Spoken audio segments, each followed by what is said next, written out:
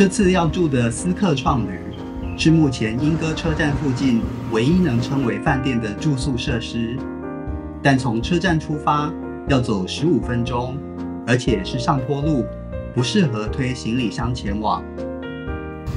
不过饭店就在陶瓷老街街区，很适合想在这里深度旅游的人。饭店附近有3座停车场，开车过去应该比较方便。饭店本身的机械车位需要预约，而且大型休旅车不能使用。思客创旅从2019年开始营业，外观看起来还算蛮新的。大厅的室内装潢是比较亮丽的装饰性风格，气氛显得温暖而活泼。大厅也供应一次性备品，每件只要捐10元就可以取用。往客房的电梯在大厅外面，电梯外面的开放空间设置了洗衣机和烘衣机。虽然有点奇怪，但或许有总比没有好吧。客房电梯和大厅分离的好处是，晚上10点打烊以后也可以自由进出，但电梯并没有门禁装置，多少有点安全上的疑虑。这次我住的是含浴缸的双人房，内部空间非常宽敞，简约工业风的装潢则给人不一样的休闲感。但是没有放行李箱的架子，可能会有点不方便。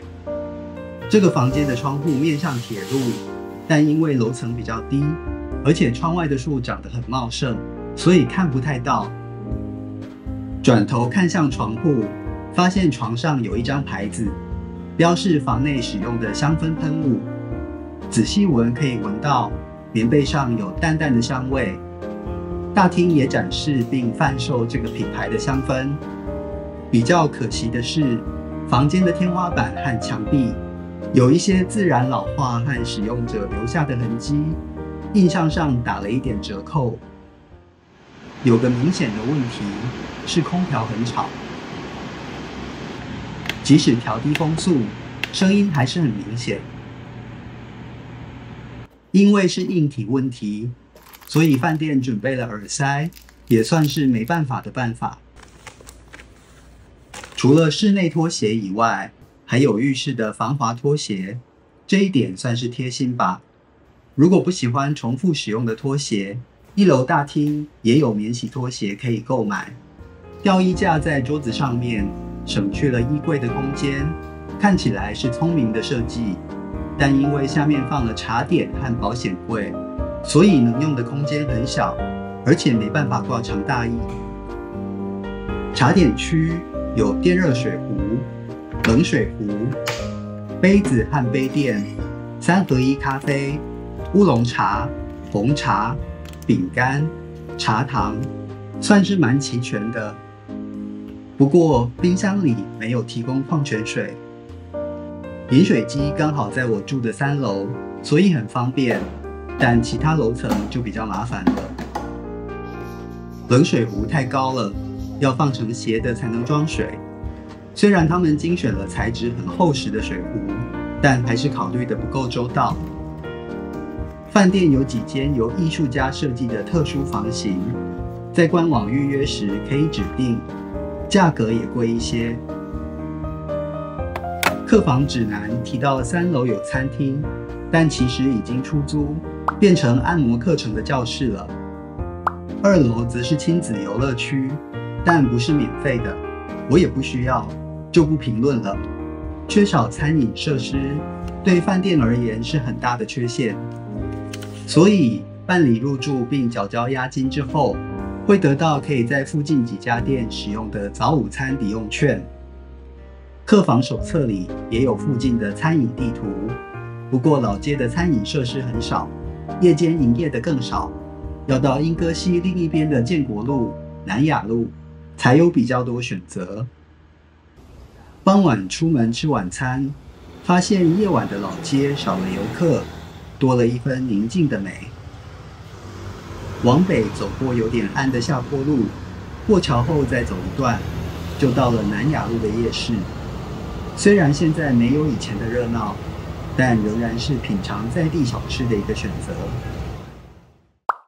我吃的是这家小肠面线，大碗50元，小肠量蛮多的，而且洗得很干净，没有怪味。回到饭店准备洗澡，这里的浴室空间也非常宽敞。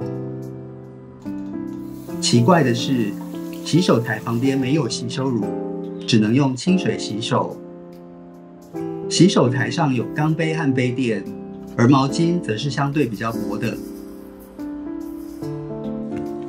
这台 Tescom 吹风机虽然是小型折叠款式，但号称有大风量、负离子功能。马桶没有免治便座，但至少很干净。我选了贵一点但有浴缸的房间，这里用的是合成的按摩浴缸。浴缸旁边附了一包沐浴盐，另外还有淋浴用的防滑地垫，显示出他们对安全的重视。这是我在其他饭店没看过的。沐浴盐有像是柑橘和薰衣草的味道，但泡的时候感觉不到什么气味。浴缸运作正常，也没有残留污垢或毛发。在国内住宿饭店，我觉得一定要有浴缸，才有放松度假的感觉。按摩水柱的力道蛮强劲的，像是温泉 SPA 水池的感觉。我用了大概5分钟就觉得够了。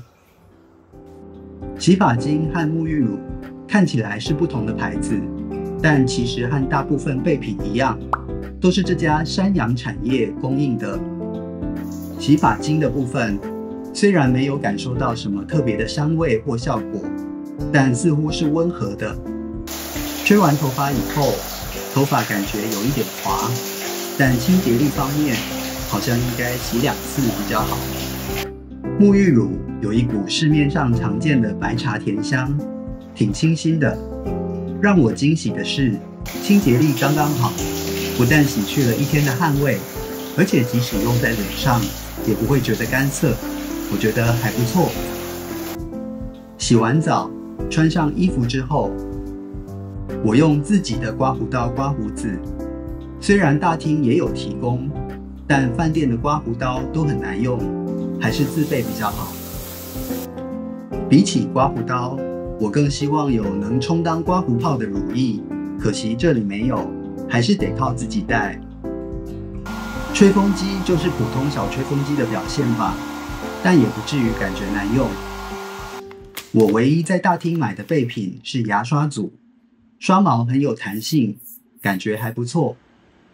牙膏的薄荷味淡淡的，不会觉得呛，而且有一股甜味。刷完以后觉得温和不涩，我很喜欢，这让我有点意外。因为没有浴袍或大浴巾，我也没带睡裤，只能用大毛巾围着下半身，感觉有点尴尬。电视频道大多是免费的数位频道和国际卫星频道，聊胜于无吧。现在很多人或许觉得能看 YouTube 就够了。到了睡觉时间，床头灯还蛮亮的。我用手机写日记，觉得这样的亮度不费眼力，挺好的。这一天的晚上就到此结束了。我觉得床垫的支撑性不错，不会有腰部陷下去的感觉，但也不至于觉得硬，睡得挺舒服的。穿好衣服，拿水壶去装热水。我泡乌龙茶的时候，发现茶盘没有糖和奶精，大概是因为没有英式红茶吧。乌龙茶的茶味有点淡，但至少不苦涩，而且有像是柑橘的尾韵。豆饼的口感厚实，是纯粹的豆子味，还不错。至于糖果则不分颜色，都是硬的抹茶牛奶糖。吃点东西之后，准备出门买早餐。7家配合早午餐券的店，有4家11点才开，能买早餐的只有 Q Burger、7-Eleven 和一家烤馒头店。我很好奇，为什么他们会选中这家烤馒头店？实际造访这家店，位置有点偏僻，而且是很不起眼的摊贩。